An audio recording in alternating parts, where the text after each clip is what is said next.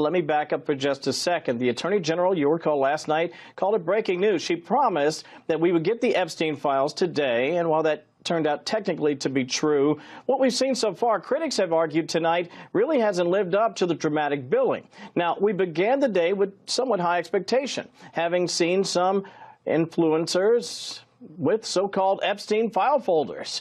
But that began to fizzle just a bit because we really didn't get a lot of new information. So once we saw that, we wondered, what about the Attorney General's? Was she holding back? Well, she actually wrote a letter, Laura, to the FBI director, Kash Patel, suggesting that the FBI's New York office, which collected material from the SDNY, that's the Southern District of New York, it seemed to be, for lack of a better description, stonewalling, holding back key materials. Now, the FBI director, obviously concerned about this, went on X, and Director Patel wrote a fairly lengthy post. In it, he said there'll be no cover-ups and no missing documents and no stone left unturned.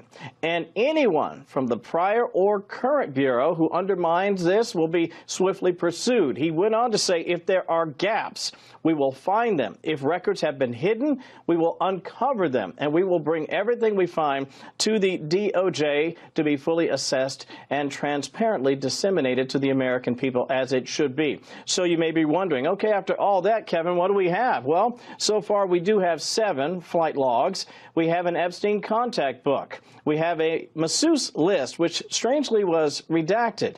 Now, I should add this as well, Laura. Many of the names that we saw on the flight logs, at least so far, mirrored some of the names that we've seen before. There was obviously a criminal action that involved Ghislaine Maxwell. Some of the names on that flight log list, we've already seen those before. But what was interesting so far tonight, and I'm still going through it, we did see a few names in that contact book I told you about. Among them, Michael Bloomberg, Alec Baldwin, and former UK Prime Minister Tony Blair. Again, we're still going through it. As I get more information, I promise to pass it along, but that's what I have so far.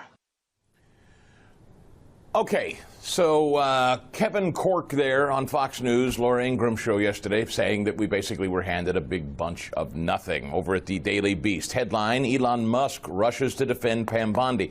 The interesting thing in reaction to this was an anger at Pam Bondi.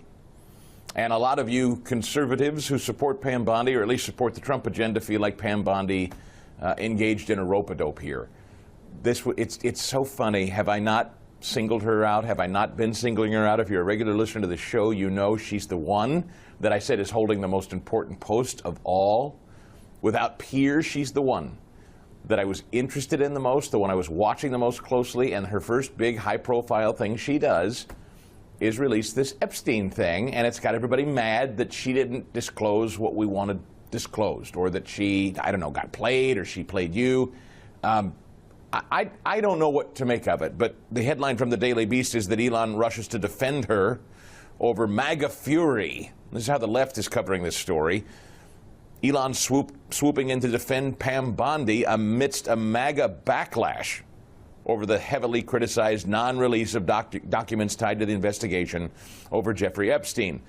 Posting on X, the DOJ chief argued that Bondi likely faces challenges from within the Department of Justice because assuming a high-level position doesn't immediately grant an official authority or control.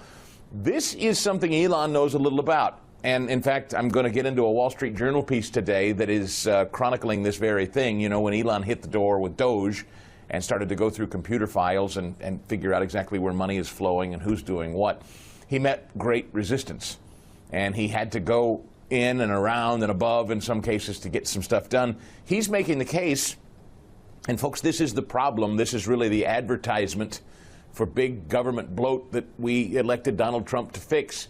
There are people inside the federal government, inside the DOJ, inside the FBI, who have just extended their middle finger to Pam Bondi as the Attorney General and said, we're not going to give you what you want. Now, the question is, should Pam Bondi have expected that? Yeah, I'd hear that. Are we surprised? Are they surprised that there are people inside DOJ, inside the FBI, who said, I don't care who you are, and I don't care what election you won, I don't care who appointed you, we're not going to give you what you want. For full shows, live and on demand, it's Salem News Channel.